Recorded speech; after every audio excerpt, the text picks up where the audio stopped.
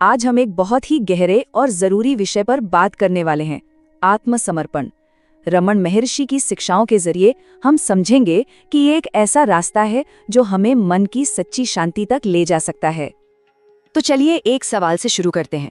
जरा सोचिए, क्या ऐसा हो सकता है कि जिस चीज को हम समाधान समझते हैं, यानी हर चीज पर अपना कंट्रोल रखने की कोशिश, वही असल में हमारी सारी परेशानियों की असली जड़ हो? तो आखिर इस पूरी समस्या की जड़ क्या है? रमन महर्षि इसे एक नाम देते हैं, कर्तापन का भाव। चलिए समझते हैं कि ये है क्या आखिर। तो ये कर्तापन का भाव, या जिसे हम ईगो भी कह सकते हैं, ये एक बहुत गहरी हमारे अंदर बैठी हुई भावना है कि मैं ही सब कुछ कर रहा हूँ, मैंने ये फैसला लिया, मुझे वो काम करना है, मेरे ही कंट्रोल में सब कुछ है। ये जो मैं की भावना है ना, बस यही कर्तापन है।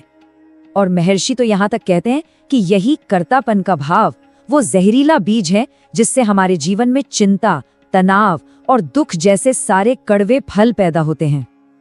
और ये भाव हमारे दिमाग में एक लगातार बेचैनी बनाए रखता है। दिमाग हर वक्त चलता रहता है, मुझे ये हासिल करना है, मुझे उस आदत को छोड़ना है। यही वो कांस्टेंट मानसिक बोझ है जो हमारे दुख का कारण बनता है, जिसे हम आज की भाषा में शायद एंग्जाइटी या ओवरथिंकिंग कहते हैं, है ना? तो फिर इसका हल क्या है? चलिए समर्पण की असली ताकत को एक बहुत ही दमदार कहानी से समझते हैं।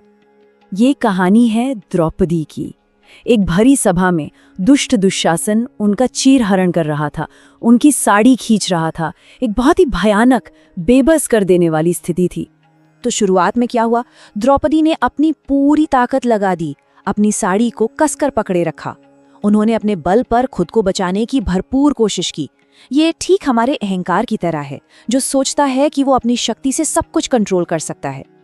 लेकिन जब उनकी अपनी सारी ताकत खत्म हो गई, तब वो पल आया जो सब कुछ बदल देने वाला था। उन्होंने अपनी साड़ी का पल्लू छोड़ दिया और दोनों हाथ ऊपर उठाकर पूरी तरह से कंप्लीट सरेंडर कर दिया। उन्होंने मान लिया कि उनकी अपनी शक्ति अब काम नहीं आएंगी और उन्होंने कंट्रोल छोड़ दिया। और बस उसी पल एक चमत्कार हुआ। जैसे ही उन्होंने खुद को छोड़ा, भगवान कृष्ण की कृपा वहां आ गई। उनकी साड़ी अनंत हो गई और दुशासन खींचते खींचते थक गया और शर्मिंदा होकर गिर पड़ा। ये कहानी हमें क्या सिखाती है? यही कि दैवीय कृपा तभी काम करती है जब हम ये मैं कर रहा हूं वाला भाव पूरी तरह से छोड़ देते हैं। तो चलिए अब ये देखते हैं कि जब हम ये कंट्रोल करने का बोझ छोड़ देते हैं तो हमारी सोच में, हमारी मानसिकता में आखिर क्या फर्क आता है। देखिए, यहाँ साफ फर्क दिखता है। एक तरफ है अहंकारी मन जो हमेशा मुझे ये करना है, मुझे वो करना है के बोझ में दबा है, और दूसरी तरफ है समर्पित मन जो कृपा के बहाव के साथ चलता है। ये भविष्य की चिंता नहीं करता, बल्कि सारा बोझ ईश्वर पर डालकर चिंता मुक्त जीता है। ये खुद को सिर्फ ये शरीर नहीं मानता, बल्कि आत्मा में जीता है। समर्पण के लिए ना एक गहरा विश्वास चाहिए, और ये कहावत इस विश्वास को बहुत खूबसूरती से बताती है। इसका मतलब सीधा सा है, जिस शक्ति ने ये दुनिया बनाई है, ये सृष्टि रची है, वही इसकी देखभाल भी करेगी। हमें फिक्र करने की जरूरत नहीं है। और इसका नतीजा कमाल का है। जिस इंसान के अंदर ये गहरा विश्वास बैठ जाता है, वो फिर कभी दुखी या परेशान नहीं होता। वो जानता है कि उसकी देखभाल करने वाली एक बड़ी शक्ति है और बस वो शांति से रहता है।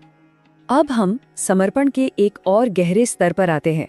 ये सिर्फ अपने कामों या नतीजों का समर्पण नहीं है, बल्कि ये है खुद का समर्पण। अब ये सवाल बड़ा दिलचस्प है ना, कि आखिर हम अपने स्व को, अपने सेल्फ को भगवान को कैसे दे सकते हैं? ये स्व या मैं चीज क्या है जिसे हम सौंपने की बात कर रहे हैं? और यहीं पर एक बहुत गहरा राज खुलता है।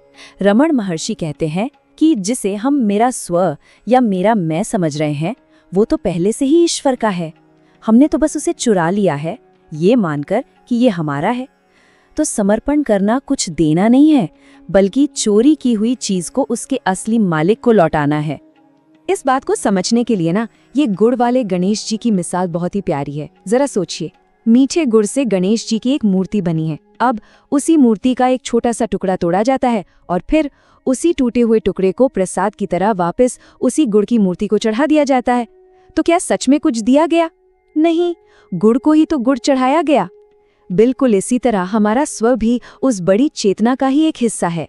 उसे सौंपने का मतलब है बस उसे अपने असली सोर्स में वापस मिला देना। तो जब ये समर्पण सच में होता है, जब ये अहंकार पूरी तरह पिघल जाता है, तो होता क्या है? आइए उस आखिरी अवस्था को समझते हैं। जरा कल्पना कीजिए, सच्चे समर्पण के फल कितने बड़े हैं। अहंकार जो हमें अलग और छोटा महसूस कराता है, वो पूरी तरह घुर जाता है। हमें ब्रह्म का यानी परम सत्य का ज्ञान हो जाता है। जीवन के सारे दुख खत्म हो जाते हैं और बचता है सिर्फ शुद्ध परम आनंद। इस परम अवस्था के बारे में कहा गया है कि वो छली, मैं और मेरा का भाव पूरी तरह मर जाता है। मन अपनी सारी भागदौड़ छोड़कर एक लकड़ी के लट्ठे की तरह शांत और स्थिर हो जाता है। कोई सोच नहीं, कोई चिंता नहीं, सिर्फ और सिर्फ शांति।